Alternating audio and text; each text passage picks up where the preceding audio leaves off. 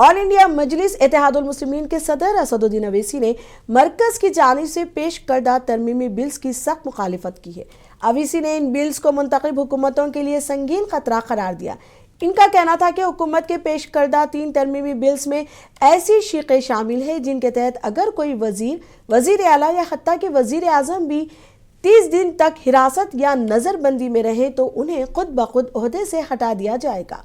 अवैसी ने खबरदार किया कि ये तजावीज़ जमहूरी ढांचे और इख्तियारियात की अलाहिदगी पर बराह रास्त हमला है। उन्होंने कहा कि इस तरह इंतजामी एजेंसियाँ अवाम के मुंतखब नुमाइंदों को इख्तिदार से बेदखल करने का जरिया बन सकती हैं और ये नुमाइंदा जमहूरियत के बुनियादी उसूलों के मुनाफी है।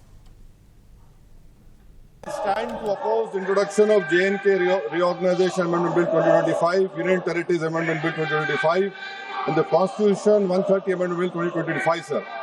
Sir, this violates principle of separation of powers, due process, undermines the right of the people to elect a government.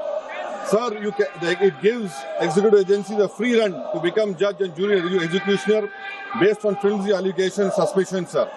Sir, only when an offence is proved beyond reasonable doubt, then only you can leave the post and the membership. But here a mere accusation, allegation, the punishment of losing one ministerial post will follow.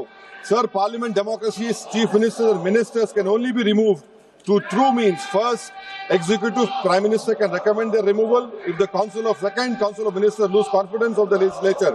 Now this bill would empower the unelected executive and bureaucracy to play the role of legislature. Sir, it undermines representative parliament democracy. This amendment would leave the minister and CM at the mercy of executive agencies. The severity of the amendment is not only in the fact that one loses their position if they are arrested, but even if they are detained. Detention and administrative action doesn't require an offence to be made. Sir, the chief minister will not be able to accountable people. I want to know from the Honorable Home Minister, as he read Article 74(1). Hyderabad के रुकने parliament barrister Asaduddin Owaisi ने आज 3 bills पर सख्त तनकीद की थी। उन्होंने कहा कि हुकूमत मुल्क को पुलिस स्टेट बनाने पर तुली हुई है। उन्होंने हुकूमत के इक़दामात को गैर आईनी करार दिया। सदर मजलिस ने सवाल पूछा कि वजीर आज़म को कौन गिरफ्तार करेगा।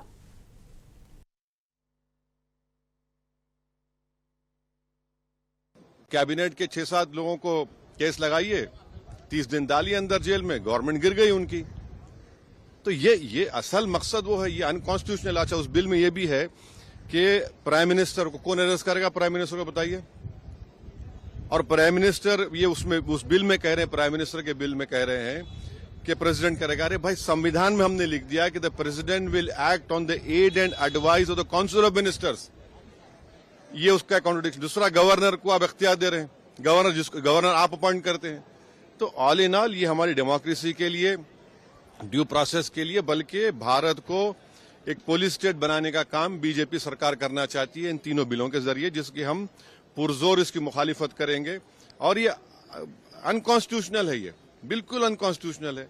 आप हर चीज आपके हाथ में, सेंट्रलाइज आप अपने हाथ में कर रहे हैं, माने आप पिक एंड चूज करेंगे। और बीजेपी ये भूल रही है कि कब तक सत्ता में रहेंगे आप, कभी ना कभी तो निकलेंगे ना। तो पावर इटर्नल तो थोड़ी है कि ये आपके खिलाफ भी इस्तेमाल होगा। तो इस तरह का एक कोशिश की जा रही है, हम इसकी मुखालिफत करते हैं। तो उसमें ये कह दीजिए ना कि अगर किसी पर आरोप लगेगा तो वो रूलिंग पार्टी ज्वाइन नहीं करेगा सेंट्रल गवर्नमेंट को। आपके पास ज्वाइन कर लो, आप आराम से बैठो। भाई, पुलिस कैसा तय करेगी? जनता तय करेगी ना, जनता तय करेगी। जनता मुझे क्यों इलेक्ट करती है कि मैं 5 साल के लिए जाऊं?